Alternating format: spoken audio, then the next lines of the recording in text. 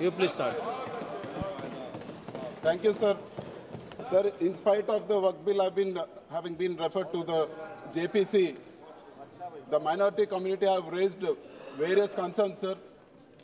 Lot of Muslim organizations like All India Muslim Personal Law Board, Jamaatul Ulama, and Jamaatul Islam Hind, and various other Muslim organizations have raised their objections.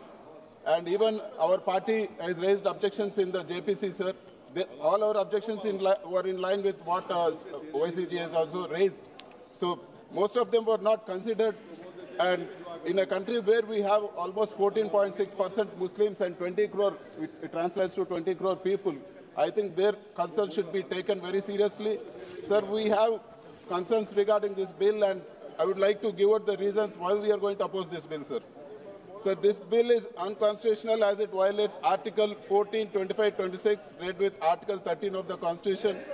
Article 13 of the Constitution says that laws inconsistent with or in derogation of the fundamental rights shall be void. Sir, even Article 14 says equality before law and equal protection of the law. Sir, even Article 25 guarantees all citizens the right to freely profess, practice, and propagate their religion, sir.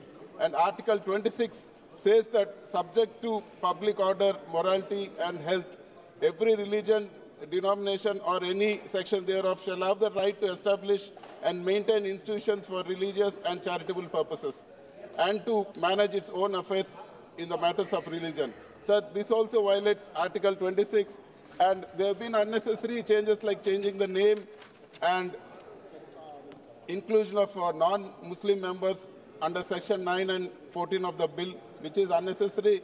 And also the bill weakens the Waqf Board financially, sir.